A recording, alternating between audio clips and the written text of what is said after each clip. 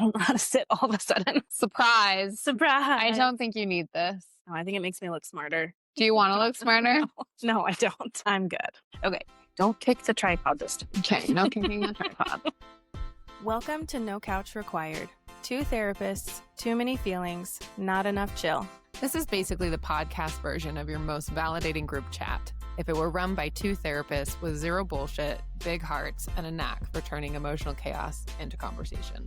We're unpacking healing, mental health, and all the messiness in between with humor, honesty, and maybe even a little ethically sourced tea from the therapy room. No couch Or copay required. Hi, I'm Kaela Judd, a licensed marriage and family therapist. I specialize in complex trauma and PTSD. And I primarily work with couples navigating relationship conflict and the lasting impacts of childhood trauma using emotionally focused therapy and somatic EMDR. And I'm Ashley Wright, a licensed clinical social worker. I also specialize in complex trauma and PTSD, and I work with individuals healing from childhood, relational, and sexual trauma to help them reconnect with themselves in a grounded, embodied way. Before we dive in, a quick disclaimer. Even though we're therapists, this podcast isn't therapy and it's not a replacement for professional mental health care. Listening doesn't create a therapist-client relationship. If you're struggling, we encourage you to reach out to a licensed mental health professional in your area. And if you're in crisis in the U.S., you can dial or text 988 for immediate support. Okay, let's get into today's episode. Hey everyone! A quick note before we dive in. We had some camera issues toward the end of this episode, and eventually the recording cut off a bit abruptly. The conversation was wrapping up, but you'll notice the ending comes sooner than expected in this episode. Thanks for your patience and for hanging in there with us. Enjoy the episode. Well, welcome back to episode 6. 6. We are talking about relationships. Again. Best and worst relationship advice, right? Yes. Or myths and facts, I guess, about We're healthy not really sure how relationships. we're talking about this today. It'll just find its way. We'll see how this goes. It's a little more loosey-goosey than we've done our last few episodes, which can be dangerous for us. But We've got a list. we've got a list and we'll keep it focused. I think this is gonna be a fun one. It's going to be great. We reached out and asked everybody to kind of send us some of their best and worst advice. Ultimately, it was mainly just worst advice, right? Yeah. Or questions about, like, at least this was like advice that I got. Was this good advice or was it bad advice? Yeah. So that's where we kind of were like, oh, well, are these like myths and facts, good or bad, true or false? Yeah. Not really sure. Yeah. So Okay, well, let's get into it. let's round ourselves off with I'm this going to first one. honestly defer a lot to Kaela since she does couples work. I have opinions, of course, but I think some of this will make, like, you'll be like, oh yeah, you know stuff. of course. But I'm also curious always to hear from like a couples therapist Uh-huh. who works with relationships much more than I do. So Well, here we go. let's do the most classic relationship advice that I think I've ever heard in my life. Never go to bed angry. Yeah. I think everybody talks about this one. Yeah. And I don't know if it's people are talking about it enough that we're clearing it up, Mm-hmm. but here we are. Go to bed mad. Actually go to bed mad. Let's talk about why. Tell us, Kaela. This is bad advice, okay? It is okay to go to bed And it angry. is totally okay. And in some cases, it's the best thing that you can do for your relationship is just to go to bed mad. And I wouldn't say that you want to be going to bed mad every night with each other. It tells us we've got like a bigger issue. But the reason why it's helpful and healthy to go to bed mad is because when you're in conflict and things start to get heated, what happens is hormones like stress hormones like cortisol and adrenaline go to our prefrontal cortex and it shuts it down. It shuts down the receptors. And so we can't actually logically think. And so I recommend couples take a break and you have to get the fight off of your mind, even if you're in the separate rooms and you're still thinking about it. You're like, oh, this is what I'm going to say. Then you're actually keeping your body and your brain in the fight still. And so it's still continuing to create those stress hormones, keeps you in the flooded state, keeps you from thinking logically, and it's not helpful. So sometimes a lot of couples will go to bed and when they wake up in the morning, they're just a lot more calm and they're feeling safe. And they're like, oh my gosh, I can't believe I said that to you. Like, you're totally right about that.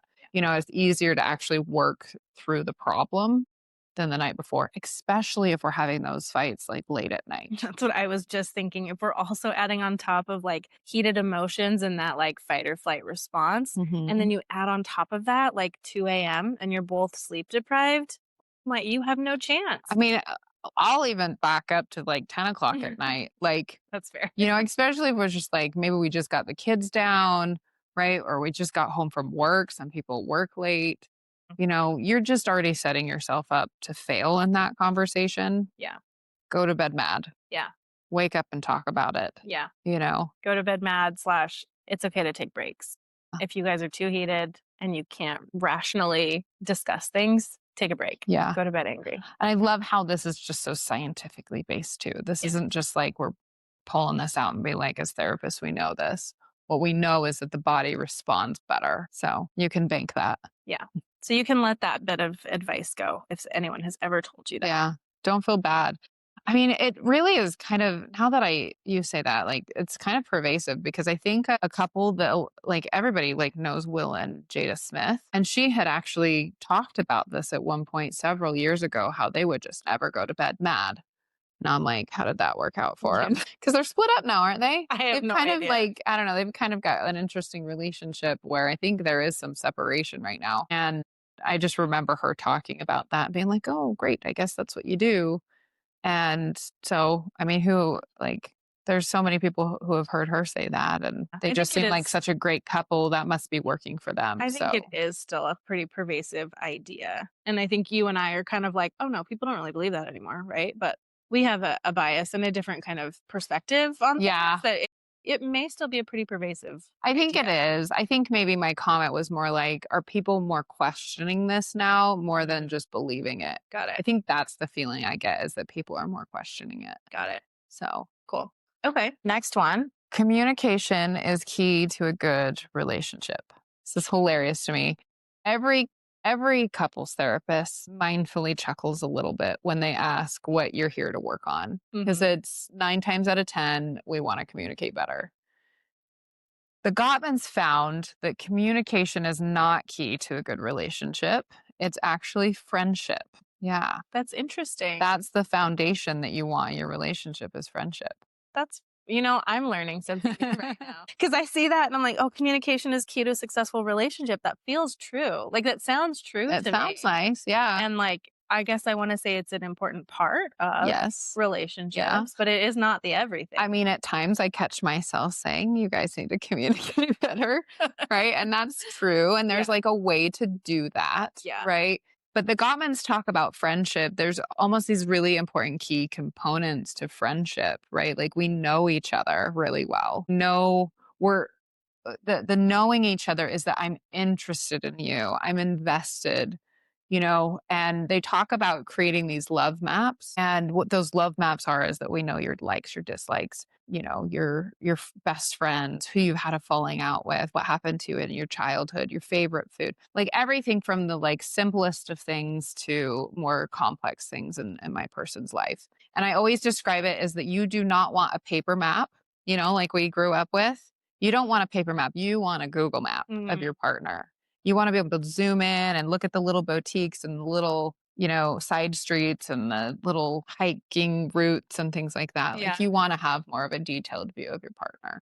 That's a cool way to put that. So that's one aspect of the friendship. Another big aspect is that you give the benefit of the doubt, which, when you think about conflict, it's actually a really critical component of conflict, because when you say that thing to me and that hurts my feelings, the benefit of the doubt would say, like, that really hurt my feelings. This is what I heard. Is this what you meant? Right? No benefit of the doubt says, oh my gosh, I can't believe you would say that to me. Yeah. So that benefit of the doubt is built into friendship, because that's what we try and give our friends, is like, okay, maybe they didn't mean it like that. Yeah.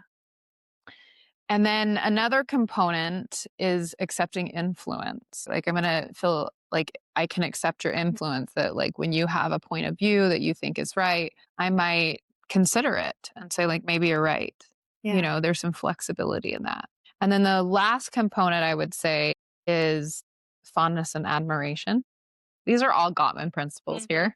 I love it. And the fondness and admiration is that I admire you, and there's certain things about you that I just like, the characteristics I just love about you, right? So there's just this different sort of foundation, and communication is kind of the next part of like how we actually manage conflict. Yeah. But having that friendship really lends to when things go awry between us, there's still this thing I have to draw off of like what we've built together, what we have together. It's when we start to see couples who, and this is a tangent, start to rewrite history, that some of that starts to break down. So keeping your friendship strong and your relationship is key to a good relationship. Cute. Not So, communication. not communication. Important, but not key. Sure. I am learning something new today. I hope Yeah. all of our listeners are too.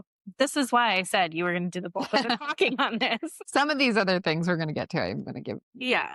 time to talk about. Our third one, let things roll off your back. What do you think? I just makes me cringe a little bit. Like, I think that something like this, and I think this a lot about, the little catchphrases that we have about life, that like there's some truth to that. But it's not for everything. Yeah. There's some truth to like not making a huge deal about the way that my partner loads the dishwasher. If they are loading the dishwasher, I super appreciate that. Yeah. It's not helpful for me to like nitpick that. Right. And I can let that roll off my back. Right. I feel like I'm wrong now. You're looking at me and you're like, no, actually, this is bad advice. There's definitely a fine line, I think. Yeah. Because I think we do on some level, but this is the distinction I create. Okay. If you can walk into your bedroom and see those socks on the floor and you can pick them up and put them in the hamper and walk away, we don't have a problem. Yeah. But if you walk into the bedroom and you see those socks on the floor and you're like, those goddamn socks are on the floor again, we've got a problem. Okay. Right? I think that's a fair distinction. Yeah. Yeah. I think if that happens every time, now we've got something sort of boiling up in us. And what are you going to do with that? Yeah. Eventually it's going to boil over. Yeah. And now we're going to go from like not saying anything to blowing up on them. Right. Rather than letting the small thing be a small thing. Right. Hey, I'm having this issue. I'm having a lot of frustration that's coming up for me when I walk in and the socks are on the floor. Maybe that's my issue, but at least we're creating a space to have a conversation now. Why is it so important that the socks are picked up off the floor? Right? Maybe I do need to have a little more flexibility with that, but addressing what I'm feeling and not letting it build into resentment is really important. And I think when we just let those things roll off our back, we actually create issues that are bigger than they need to be. Yeah. Yeah. I mean, it builds resentment over time. Yeah. Right. So that's kind of the small aspect. I think then there's this bigger aspect of when there are bigger things, we absolutely should not let them roll off our back. Are we minimizing some of those issues in a relationship?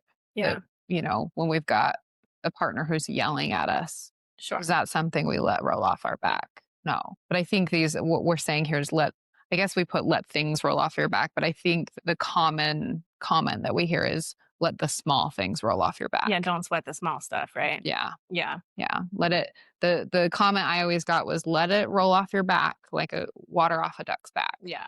Well, I feel like I've outed myself as a minimizer now. So, well, I think it's hard to create the distinction, right? Yeah. Like, because if you're just trying to let things go, right? Yeah. Then you might do this without even recognizing it. Sure. But I think that's helpful to kind of help people understand the difference between what you really should let go and what you shouldn't. Yeah. Maybe the emotional intensity behind it. If you just notice that it's happening like every time, yeah, you want to talk about it. That's good. Thanks for that. You're welcome. Okay. Is this one? Boundaries are important in romantic and marital relationships. Good or bad, guys? Good or bad? Are we giving people a minute to think? It's like those kids shows that's like, where is the map? They like wait forever for the kids to point to it. What do you think? I think this is good advice. I think that boundaries are important in any relationship, including romantic partnerships. Yeah. I'm going to give you a gold sticker. Yes. I finally got one right. I think this one's pretty. I hope that most people understand that this is a healthy thing to do. I think we have to define boundaries. We'll probably do that at another time. But boundaries are really important in relationships because I find that sometimes, my boundaries actually allow you to get to know me. And there's certain partners in couples therapy that I work with sometimes that I have to talk about this with them. I'm like, your pushback is the most helpful thing for your partner right now. Because when they yell at you like that, they need to know that they've crossed something, because that might actually clarify for them of like, oh, they're not okay with this. Right. Or it helps build awareness for your partner. Maybe they don't actually recognize that they're yelling, right? In their mind, they're just maybe raising their voice a little bit. So for you to push back and have those boundaries helps them build awareness. Totally. I think that's the biggest, like in couples therapy, that is the biggest benefit for couples, to share their boundaries with each other. Yeah. I've been lately sharing with my clients just about boundaries in general, that if we're not holding boundaries or speaking up on those things, then we're taking away an opportunity from the other person to grow in some way. And they might not always rise to the occasion. They might not like it, but who are we to remove that opportunity from them, right? I love that concept of like, whether it's, for them to grow or for them to feel, because we don't want to rescue emotionally either. Yeah. We want to allow the opportunity. I love that you put it that way. Well, and I think in a relationship, in a romantic partnership, there, right, like the healthy concept of interdependence. We are two individuals who choose to come together and share our life together in whatever way that looks like. And this idea of like not ever having boundaries can feel really enmeshed and really unhealthy, very codependent. And so when I think about two healthy, well-adjusted people choosing to be in a relationship together, that does still include some boundaries of like, yes, I am allowed privacy and you are allowed privacy, and whatever that looks like, right? We're allowed to seek things outside of this relationship. Yeah. Yeah. Yeah, I think that is important. So boundaries, and we definitely need to talk more about boundaries, because I think that the word boundaries can be really misconstrued when people start to take that in the way that they're defining their boundaries in, I think, the wrong way, because we're actually taking sort of a rigid boundary and calling it healthy. Yeah. So, or sometimes I think it gets misunderstood as like, my boundary is me telling you what to do. Right. And then it becomes commanding and demanding. An ultimatum. Yeah. Versus saying like, I am not going to engage in this conversation if you're going to speak to me or if you're going to yell at me, right? Like, it's about what I am going to do and not do. Yes. Not so much about controlling somebody else. I'm going to tell you what I'm going to do different. Yeah. I love that. It's better to avoid fighting. Happy couples never fight. Well, I think that's bad advice. And I really, really bad advice. Really bad advice. Because if there's no conflict, there doesn't really feel like there's honesty. Yeah.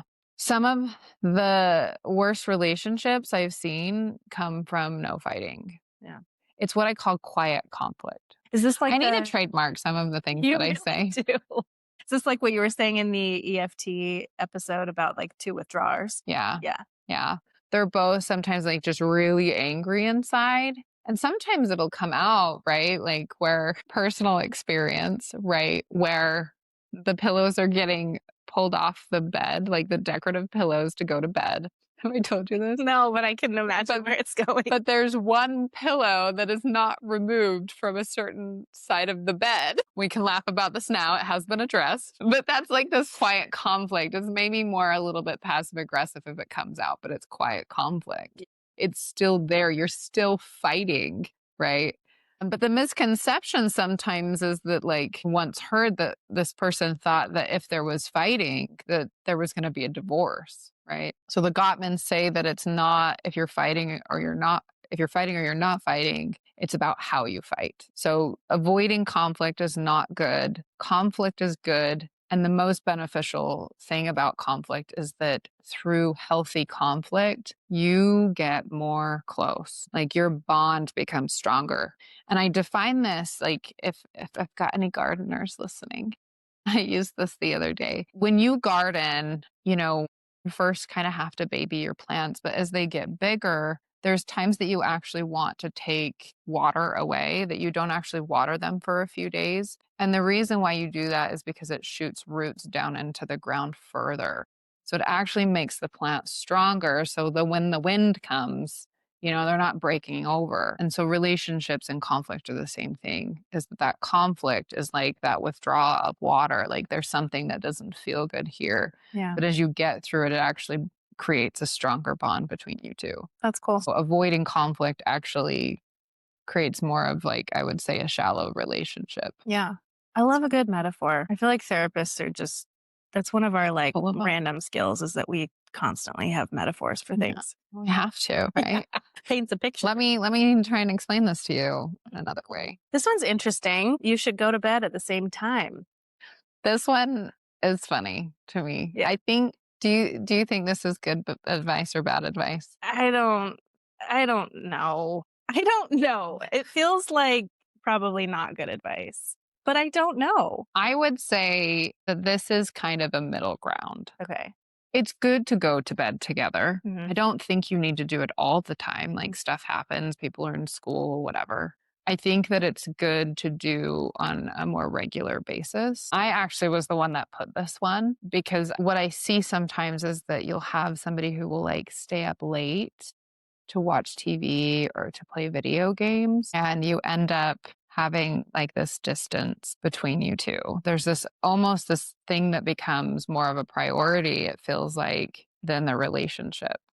And so I think it's more something to watch. I think that there can be a lot of bonding that happens before you go to bed. This is where people, talking pillow talk, Yeah. you kind of connect one last time before bed. And so I think it's just one of those things to watch. It's not necessarily bad advice or good advice, but I would say that on a more consistent basis, you probably want to be going to bed at the same time. Yeah. I know that there can be like physical aspects of this too, like a lot of older couples start to sleep in different beds or even in different rooms. So I know that there's some physical aspects of that. And that's something else to navigate. I think we might want to, if that's happening, we might want to, go to the doctor and see if there's something that we can do about those physical symptoms. I think snoring is a big one. Yeah, for sure. So that's one that I think a lot of people deal with. Yeah, I can totally see that. I think there's a lot of benefit in those like daily ritual kinds of things. And for a lot of people, evening and like going to bed is one of those times that is like a consistent time to have some kind of ritual together. I love the word ritual. Oh. Gottmans talk about rituals all day long. And this is one of those places that couples, we want to look for those little places to connect. The Gottmans talk about rituals when you part in the morning, rituals when you have the reunion. What is your ritual when you go to bed? My bet is that a lot of people can think about, we do our, night and a timely routine, we brush our teeth or whatever, but what happens when you actually get into bed with your partner, right? Is there a certain way you cuddle? Is there a certain way that you do things? Yeah. What is that? Yeah. And we always look at each other. I'm putting on my hair bonnet. And I've got my retainers in, and I'm like, hey. I've started sleeping with an eye mask. It's actually kind of game changing. I use my bonnet in the morning. I just pull it down. I think my husband can't take me seriously anymore. But I got it on our trip. It was like an overnight flight, and I used it on a flight internationally. And I was like, this is amazing. Because when my eyes kind of flutter open, they don't like open all the way. Yeah. I've actually been sleeping better. Yeah. It's been really good. It's really good. And anyway, nighttime rituals. Okay. Here's a classic. Happy wife, happy life. I hate this one. I do too. Hate it so bad. It's Where really do you even bad. start to unpack that? That one is actually more classic, I feel like, than Never Go to Bed Mad. I feel like those are the two absolutely most classic. This almost needs its own episode to get into feminist theory and patriarchy and the mental and emotional load of women. Yeah. That gets put on women. That could be an entire I feel like it can flip conversation. too. I can see this in the flip side. Tell me. Well, let's talk about the two sides. Okay.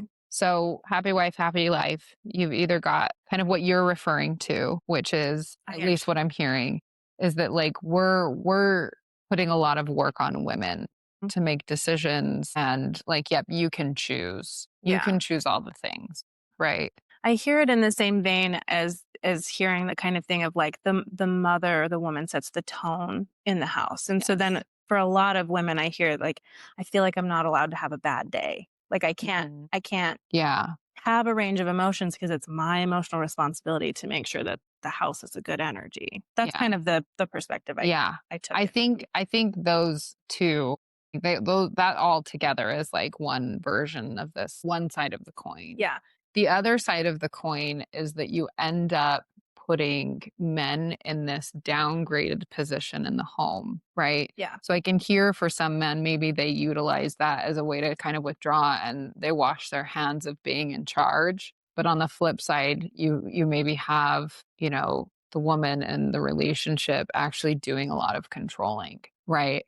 And I see this where men shrink and they're like, I can't make the wife unhappy, right? I have to agree with her with everything. I can't make decisions for myself. You're going to have to ask her, happy wife, happy life, right?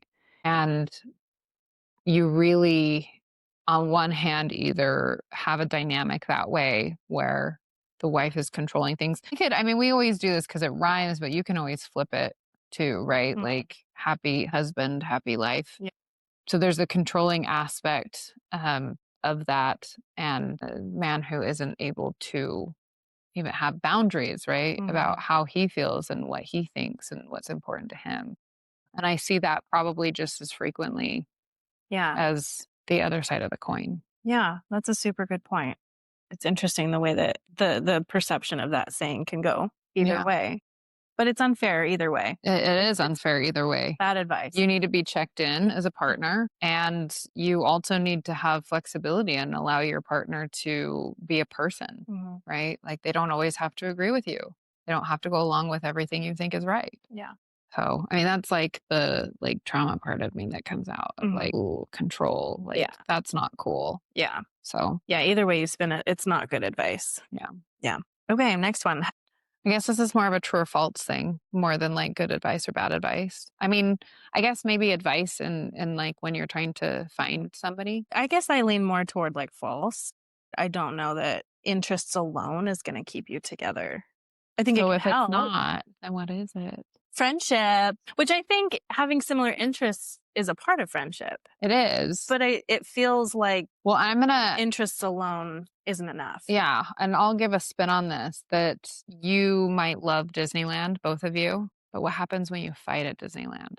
Damn. So it's really not about having the same interests that keep you together. Keeping you together, yes, there's friendship, but also learning to manage conflict. Yeah. So if you want to have good, interests are great. It does bring people together on some level. That's one of the things I think that puts us into a place where we can be attracted to another person. But yeah, man, you don't want to be fighting at Disneyland. Yeah. So, yeah. Or at least being able to manage a conflict at Disneyland when, sure. Those lines are long and the rain is there. Yeah.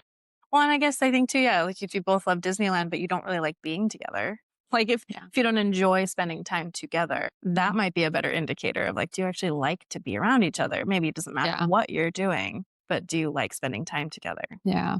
So I suppose on some level, this is more dating advice than anything. Sure. When you're looking for a partner, you do want to maybe find somebody who has some of those same interests. But I think you can look at it and say, well, you could have very different interests and what an abundance of interests that you both can participate in together. We can get to know each other and spend time together in those different ways versus the same things. Yeah. So watching your conflict. This one's interesting. Seeking needs outside of your relationship is healthy. Are you waiting for me to answer? I'm almost wondering what other people think of this. Yeah. If this is a good or bad thing. And you're the only person here that you're what is it? What are your thoughts on this? I think it could easily be perceived as a bad thing because I think people could easily make the leap that seeking needs outside of your relationship equals an affair. Yeah. Right? Or leads to cheating. I agree with this in that your person, your partner cannot and should not ever be expected to be everything to you. Yeah. I think if that's what we're expecting, that's where we start to, play with codependency. I usually tell people hey, if you've got 10 needs, you want your partner to meet 6 to 8 of those needs. Yeah. If you don't have the same interests, right? And you like to go, looking for frogs, like my example, you might have to find the people who also like to look for frogs. I wanted something more simple than hiking. Couldn't be rock climbing. We live here. I swear that's always I needed something a little more unique. I think it's good. That's going to forever be the example I use. Frogs. Yeah. You might have to go find somebody for that. And when we are maybe going through hard stuff, I'll give a personal example here that when I left the LDS church and my husband did not, it got to a point where I couldn't really talk to him about some of the things that I was experiencing, nor could I talk about like the changes of belief. And so I really needed to find other people that could create that space for me at the time. So anything that happens in your relationship where there might be something really difficult that you're working through, you might need to seek out some outside support for those things, whether it's a therapist or whether it's a friend. So you want to always be careful, I think, on some level. Yeah. Like we don't want to be starting affairs. If there's issues with us being able to share with each other, that's a good place to do some couples therapy. We don't want to be going outside of the relationship to find that emotional safety and play with fire. Yes, agreed. Of course, that can cross into dangerous territory, but in general, seeking needs outside of your relationship is totally healthy. Yeah. Well, I think it's critical on some levels. Like Yeah. you need to be able to have friends outside of your relationship. You Yeah. need to be able to go do things without your partner. If anything, I think that's a sign of a healthy relationship because you're okay on your own as well as with your partner. Yeah. Again, that interdependence. Like you get to be a human and they get to be a human. Yeah. And you choose most of your life together, but as a human, there's going to be other parts of your life and that's okay. So, segueing into the next one, which is, I think really pertinent to the community that we live in, which is Southern Utah, where there is a majority religion. Is that how you say it? Yeah. Of LDS or Mormon. And the Church of Jesus Christ of Latter-day Saints, right? Predominant religion here in Utah. Yeah. Yeah. And I mean, whether it was direct advice or indirect advice, because I grew up LDS. As did I. Yes. There is kind of this message of, getting married in a temple means that your relationship is going to be successful. I didn't look, but we had a therapist reach out and tell us that some people have the misconception that there are less or lower divorce rates with people in temple marriages than there are with people outside. And that is not the case, truly, is that it's actually probably about the same. Yeah. Maybe it was different before, a decade ago or whatever, maybe the divorce rates were lower. But at least today, it's probably about 50-50 still. Yeah, I think it's not an anti-religious thing that we're saying this, and it's just the reality that regardless of where you get married or what your ceremony was, whatever ritual or belief surrounds that, there's no guarantee that that is going to be the thing that creates a good marriage because it's a one-day event, right? And there can be faith and belief that helps bring you together. There can be the ritual and the religious faith that helps, kind of connect you in a spiritual and emotional way. And I think there's a lot of benefit to that. It's a fraction of the relationship. Like the truth is that the more interests you have, the more beliefs that you share means the less friction there is. Yeah. There's less that we have to disagree on. And that I think is what people sort of create this belief around is that we'll be okay because I don't think people realize they're saying this, but because we believe the same things, because we go to the same church, because we have the same religion, we're just going to fight less. But that doesn't really teach you how to have conflict, how to have healthy conflict. And in my case, when I left the church, it changed so much, right? Like obviously you can say, okay, well, all the temple stuff, right? You're not living your covenants is what they call it. But also my difference in belief or not, there is more friction, there is more disagreement. And that played a huge role in us having to kind of work through that. But ultimately it was the way we had conflict that we had a lot of work to do. Yeah. That really put a highlight on that.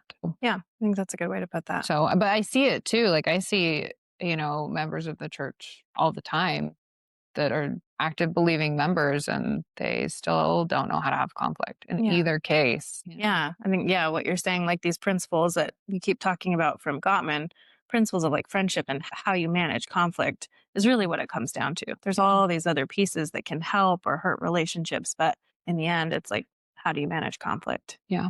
Yeah. Yep. Good. Ooh, this one I want you to talk about. I think you definitely have more things. Let's just say this: sex. We're You going guys to talk ready? about sex. Buckle okay? Everybody buckle in. Technical difficulties aside, we are going to talk about sex and relationships. So I don't know. Sometimes it's hard for me to read these and be like, wait, people think that this is good advice. It's hard for me to wrap my head around because this feels very clear to me. But Yeah, but no, it's now not. I'm giving all the answers So away. Ashley, Okay. good or bad advice, never say no to sex. Well, okay, I actually have a nuanced perspective. Okay. On this, surprisingly. No, generally, I think it's really bad advice. I think that coming from the perspective of working a lot with sexual trauma, and I work mostly with women who feel a lot of pressure to keep their man happy. So when pornography is sometimes a problem? Yes. And granted, we are talking mostly about heterosexual relationships here. Yes. But happens in any type of relationship. I think it's generally not good advice. I don't think people should be overriding their own emotional, physical, mental needs to satisfy someone else's sexual needs. Especially when it might be an emotionally rescuing thing. If people are using sex to emotionally regulate, really have a bigger problem with that. Yeah. The nuanced perspective on this, I actually just saw a video from Vanessa Marin. She's a sex therapist on Instagram. And she just did a reel about this, that she says something about like, she never says no to sex. This comes from two people who talk about sex a lot. It is their like job to like give sex education and talk about sex and relationships. And she did give the caveat that it's because she knows she is safe with her partner and she knows her needs will be met and it will be a safe and consensual experience. So she says, I never say no because all those things are in place and it's important to her to maintain that connection in the relationship. But there is that caveat that it's always consensual. She trusts her partner. It's very safe. She has a very healthy relationship with her body and sex. And so that feels okay for her to have that rule for herself. What I'm hearing you say is that she comes from a relationship that is really healthy and safe. Yeah. And so for her to kind of, I mean, maybe you can talk more about sort of her reasoning behind always saying yes. Yeah, I think it caught me off guard, honestly. When I saw it, I was like, oh, I don't know how I feel about that. And I still don't know that I would say like that's advice I would give or that I even feel like that I could agree with that. But I think it is an interesting perspective to bring. So I'm trying to allow some nuance right here in this. But in general, I don't think you should always have to say yes to sex. Yeah.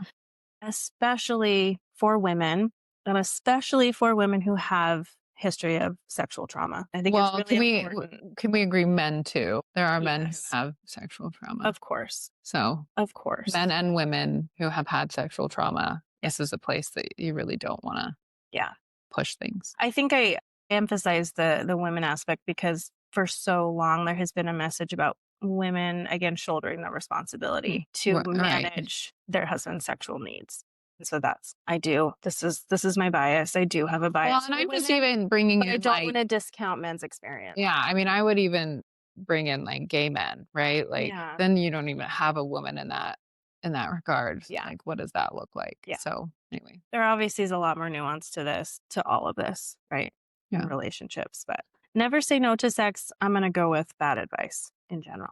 In general, yes. In general. Like you should be able to say no to sex. The Gottmans talk about practicing in your relationship ways to say no to your partner in ways that feel safe, right? Because sometimes that for the person who's being told no, they can have like a whole, like something may be going on for them. How do we actually softly and kindly say no? Yeah. But yeah, like not great advice. Yeah, I don't think that's great. And that kind of flows into some of these other things. So sex will make everything better. Tell me your thoughts about that. No, no, and no. Especially if we have sex and we get pregnant. Yeah. For sure not going to make everything better. Yeah. I think people will use, like I had mentioned before, I think some people use sex to emotionally regulate at times. And is that always bad? Maybe not. But when we're not having the conversation around like, I feel really bad and I just want to regulate a little bit and this is a way that I can do it, and everybody, there's consent, maybe not a bad thing, but Yeah, like sometimes we'll even use sex to avoid hard conversations and things like that. Yeah. Like, not good. Yeah, agreed. It's a woman's job to have sex with her husband. Yeah, I was just going to say, I feel like we kind of like talked about that. No, gross. No. I think that's gross. No, it's not, especially like what, if there's this feeling of like, well, I've got to keep him from looking at pornography, or I've got to keep him from having an affair, or whatever it is, it's not as a woman's job to take care of a man's physical needs And vice versa. every single day, right? Like, it just does not always match up, and that's okay. And it's not anybody's job to keep their partner from behaving in other ways. If anything, I think that's a sign that this relationship isn't healthy. Like, if they can't control themselves enough to be honest and open and like stay within the bounds of what we've agreed to in our relationship, like, that's not your job to try and keep them in those bounds. Yeah. Yeah, agreed. If the husband is having an affair, it's the wife's fault for not putting out enough. I guess these are kind of a lot of the same things. A lot of the same. I'm sure you could guess our answer on that. Yeah, it's not. No. It's not your fault. I think affairs are really complex. I think that is something for us to talk about, because affairs, a lot of times people feel like, oh, you just go out and you have an affair. Sometimes there's more of a two-way street here, because if somebody's having an affair, there might be a likelihood that, our needs aren't getting met in the relationship. And so it's really hard in couples there, because you have to deal with the affair, the betrayal, but we also have to deal with what led to it. Anyways, side note. Super complex and nuanced to that. Second to last one, a relationship should always be a 50-50 split. I don't think it's good advice. What do you think is good advice? I don't know, but I think that it's too rigid. I don't know what I would replace it with, but I just feel like anything that has always in it or like an exact even expectation sets people up for keeping score. And I don't think that that's ever helpful. Yeah, those are bad signs in a relationship when we keep score. Always and never are also not good words to use in a relationship. I actually got some really good advice when we took our little marriage institute class when we first got married. Love it. Let's hear it. And they told us that it shouldn't be a 50-50 split, that it should always be 100-100. Because when you try to hit that 100, inevitably, so like you're both never going to do that, right?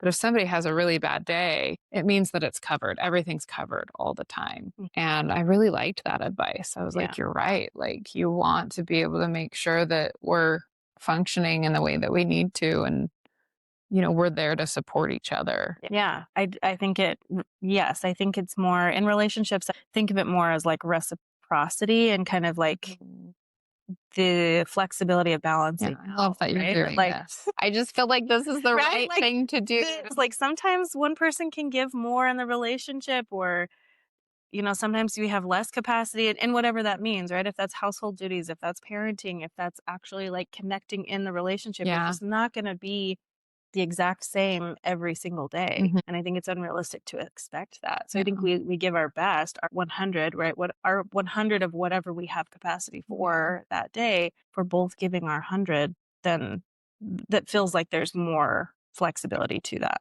Yeah. And I love that you're talking about it and the aspect of, there's so many aspects of that. It's not just splitting up household duties, but it's also, finances, or my favorite that you're saying is like, how do we even communicate in the relationship, right? Like, there may be days that I just don't have it for you, but you've got it for me. Yeah. And I really need that, Yeah. I think that's a really beautiful part of a relationship, is that sometimes we need a little bit more, sometimes we can give a little bit more, but overall there's a general sense of, I just love the word reciprocity. Yeah, reciprocity, flexibility, this fluidity, right? That's the word. Of like, things are just, you always just think about sort of like a river, Pocahontas just coming to mind. You just kind of go with that river where it flows, and you just do what needs to be done in the day. Yeah. I love that kind of working together. All right, the last one, go to therapy. I love it. Obviously good advice. Are there any exceptions to this rule, to this advice? I'm going to try and take my bias and set it on a shelf for a second. Yes, sort of. Okay. Therapy cannot be weaponized. Yeah. So, I mean, this is interesting because I never got this advice. I don't know how often this advice is given.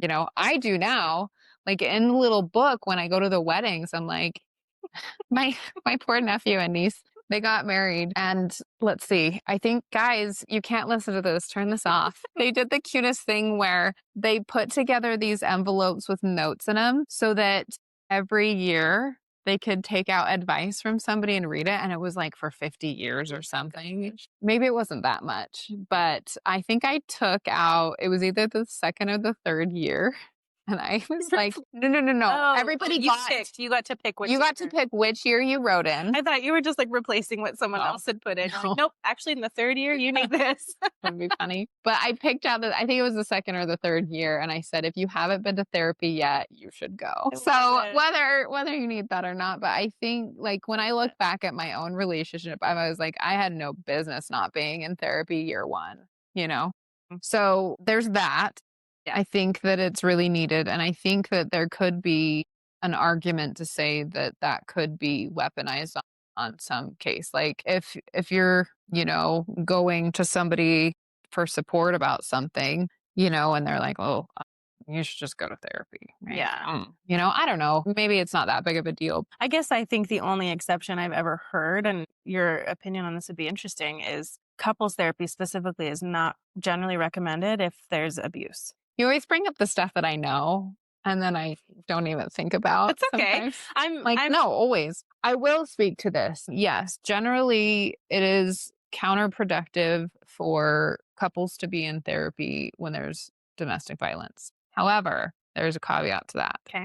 That the Gottmans have discovered, and that there are different types of domestic violence. You either have sort of reciprocal violence where both partners are participating in that, or you just have one partner. So when there is reciprocal, I do say that, not every couples therapist should work with that. Yeah. I think you need to be specialized. I don't work with that. I've had couples where there's been we've thrown something here or there, but if there is violence from both sides, that actually is something that you can work with. Yeah. But when you've got one abuser, that is typically where you'd probably not suggest therapy. Yeah. So I like to bring up the exceptions. I'm glad that you are, because there are absolute exceptions where therapists have to end therapy. For some people, they might on some level be concerned about ending therapy, clients may be confused of why therapy is being ended. Mm-hmm. But if there is physical violence from one side and your therapist has ended therapy, that's probably a reason why. And that's where, individual therapy would probably be more helpful. Yeah, we're going from, we're talking about going to therapy. You might be going from couples therapy to individual therapy. Yeah. So therapy's still good. All right, friends, that's where our recording unexpectedly cut out, but we were already shifting into our wrap up. So here's the heart of what we wanted to leave you with. When it comes to relationship advice, good or bad, always come back to what feels regulating, respectful, and aligned with who you are. Not every catchy phrase on the internet is meant for your nervous system or your relationship. Take what resonates, leave what doesn't, and trust yourself to know the difference. Thanks so much for sticking with us through the tech hiccups. We appreciate you, and we'll see you in the next episode. Thanks for listening to No Couch Required.